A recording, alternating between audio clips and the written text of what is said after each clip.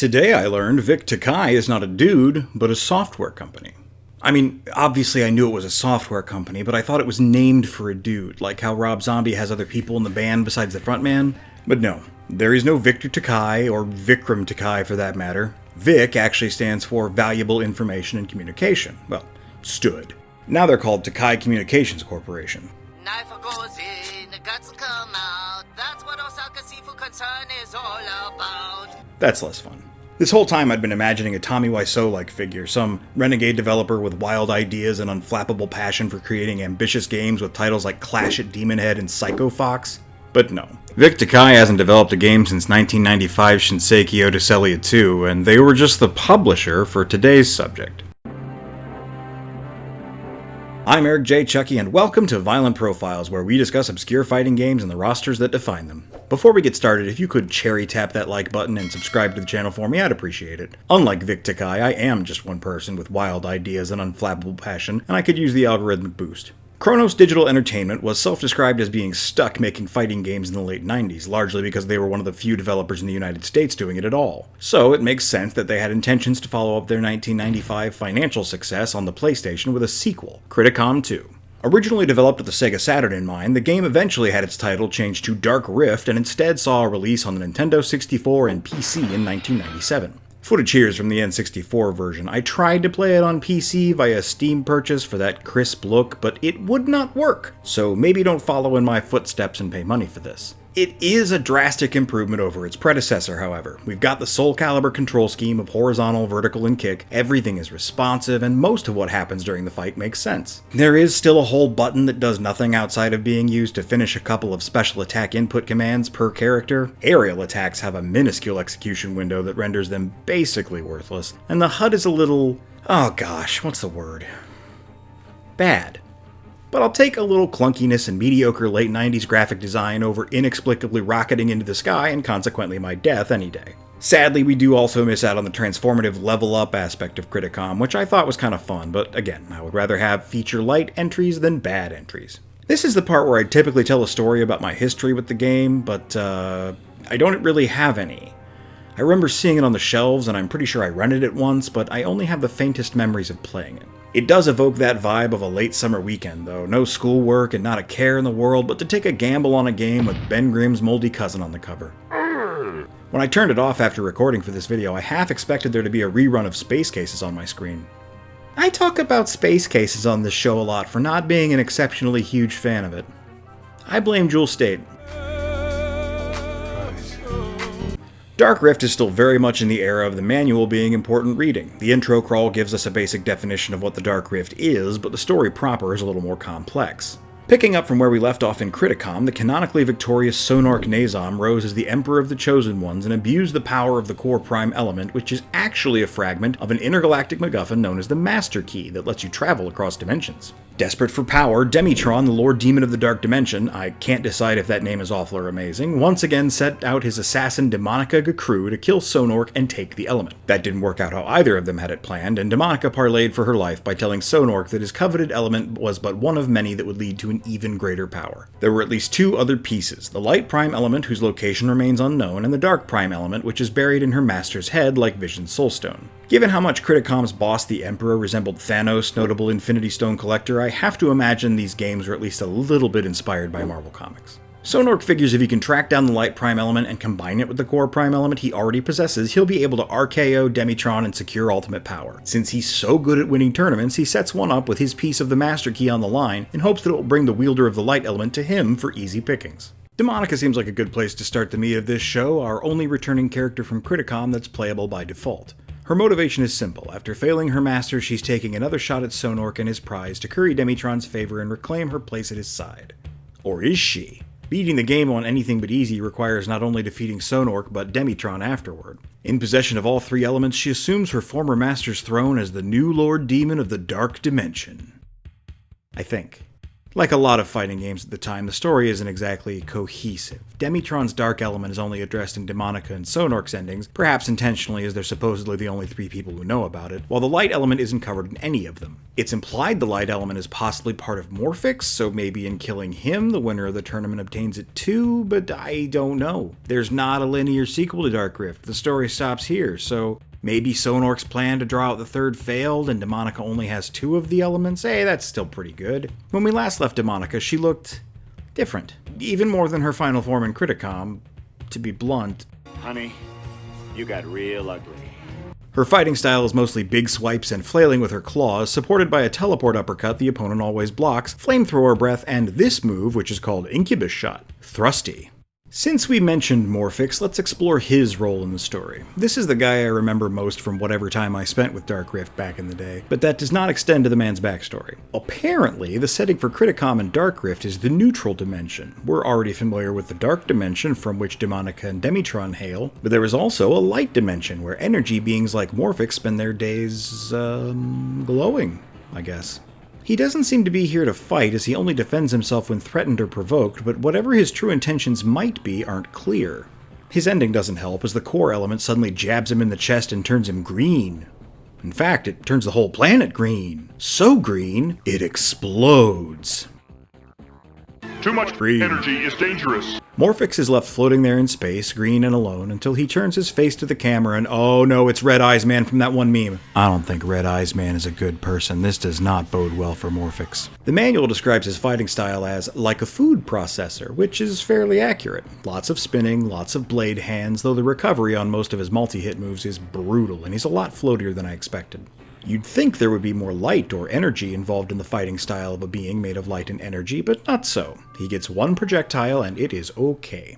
No fighting game roster is complete without a regular man, and for Dark Rift, Colonel Aaron Maverick of the Colonial Commando Special Task Force is that man. A master of karate, Aaron is an expert with explosives and firearms, the MFG-16 being his signature weapon of choice. As you may remember from Exine's story in Criticom, Earth is a ravaged wasteland due to global-scale war. Aaron and the Colonial Commandos want to fix that, and they're pretty sure the core element has the power to make it happen. Spoiler alert, it does. As promised, Aaron can shoot his gun and throw grenades, both of which are pretty devastating moves. Most of his arsenal is swinging the bladed barrel of his gun around, which is not what karate looks like, and for whatever reason he can do a front flip. That's pretty impressive, Aaron, but it really feels like you're just showing off. Side note, I love it when fighting games have this roster of characters with made-up or at least uncommon names, and then there's just some guy you'd meet at the bar. Like, obviously it's supposed to be said all together. Aaron Maverick sounds cool as hell, but they shorten it to just his first name in most places. So, for example, your character select screen reads Morphix, Niiki, Scarlet, Sonork, Zenmuron, Aaron. Oh wait, maybe it's pronounced Aaron. Speaking of Zenmuron, here's a quick one for you. Nobody knows anything about him, but they think he might be a cross between a ninja and a samurai. I don't know that you should have two characters with the enigmatic origin and intention shtick, but since one of them is a cyber ninja, I'll let it slide this time. This guy is fast, and he wields his katana with a fighting style I've seen a lot in movies, but less often in video games.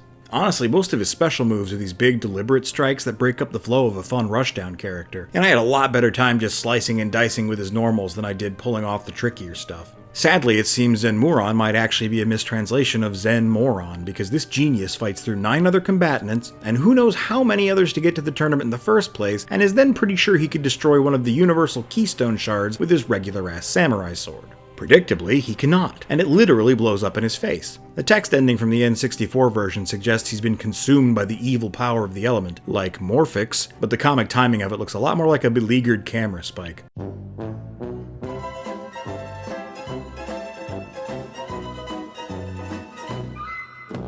Scarlet Zerai is part of the same clan as Delara from Criticom. They eschew modernity and embrace the old sword and board in a fight. Scarlet has more of a Dragon Knight theme than Delara's sultry pirate, and was chosen specifically by Sonork to guard the core element, presumably after Delara was killed in the original tournament. In truth, Scarlet plans to betray Sonork, assassinate him, and become the Empress of the Chosen Ones. In her ending, she does just that. Only she didn't kill him good enough the first time, so she has to do it again to make sure.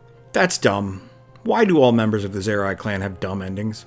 In battle, she has some decent attacks with her sword, but her kicks kinda suck, which they bother to mention in her bio. Her special moves aren't really worth talking about either, with the exception of Terry Bogart's Power Wave here. Hello? Wave!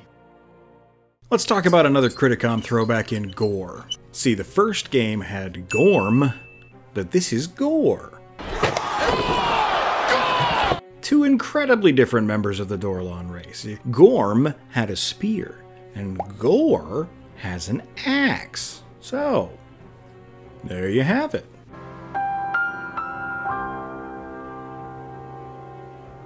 I kid, but they are very different in ideology. Gorm was trying to bring back the element to restore honor to his people, but Gore just wants to be the best. He will crush everyone and everything in his way to prove he is the greatest warrior the Dorlons have ever seen. He does this in pretty generic fashion. His most unique move is probably the seismic ripple stomp thing, but the windup for it is immense. At least it has decent range to compensate, and I will say he handily breaks the curse of the big fighting game characters with an axe by swinging that thing around like he means business instead of poking people with the shaft. But there's not a lot about him that impresses me with his bigness. He's not slower, his attacks do a bit more damage, sure, but he doesn't control the way you'd expect with how his story sells him to us. If anything, he feels more simple than the other fighters, and I don't think that's the vibe they were going for. Win the game with him, and he proudly shows off the element to a much smaller crowd of gathered Dorlons than Gorm would have received. That's depressing. Now, Eve I like. The final reference to Criticom that, again, isn't a boss, she was the inventor of the SID units, one of whom was the hero of the previous game. Sonork put a lot of faith into Eve, I'm guessing as part of his plan of usurpation, or has the game retconned Sonork to have been the Emperor this whole time? But when the droids uniformly went rogue and started killing everyone, he wanted to cover up his gaffe and hired saboteurs to wipe out all traces of the project, including Eve and Eden Labs. Barely escaping with her life, Eve uploaded her consciousness into a robotic body, and now seeks to claim the core element to restore herself back to weak, biodegradable flesh. Weird motive, but okay. Eve is a fencer with a lightsaber, and while she's no Raphael from Soul Calibur, she's fun to play. They do a good job of capturing the fantasy, though I kinda wish she had more moves that took advantage of her being a robot. Giant green shuriken are cool and all, but they don't really feel like a part of the character in the way a laser blast or something would. I'm also in love with the way she runs. Whee! The final main roster member, Niiki, is a princess from the jungle city of Farallon. Self-absorbed and rambunctious, her father has her trained in a custom fighting style designed specifically for her called inverse kinematics that makes use of balance and leverage to fell stronger, heavier opponents. This is an amusing reference to 3D animation that translates in-game to razor rings and lightning speed. She's also very mobile, with a backflip to give her space and a front flip to charge back in. It's a shame her ending doesn't give us more to enjoy. She just sort of teleports back to her jungle city home, I presume, and flips into a dramatic pose. On to the unlockables. We've already covered Sonork, Nazom, and Demitron's stake in this fight. They're each villains who want ultimate power. Both of them are OP as hell, with Sonork sporting new cyborg hardware that makes his specials particularly nasty, and Demitron being equipped with some delightful teleports to reposition before demolishing with his normals. If Sonork wins, he opens a portal to go cause trouble somewhere else. If Demitron wins, same, but he puts everyone on spikes first, and his portal has lightning.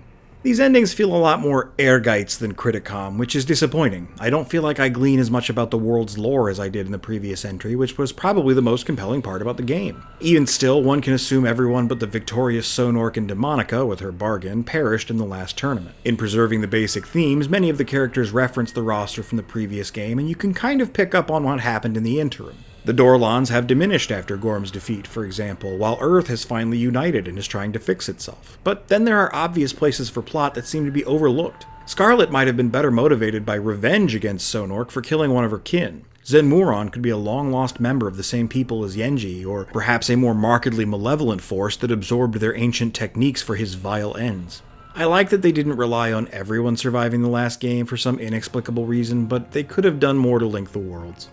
I don't think it would have helped us to get a Criticom 3, to be clear. This game isn't very good. Better than Criticom, some neat characters and concepts, but still not very good.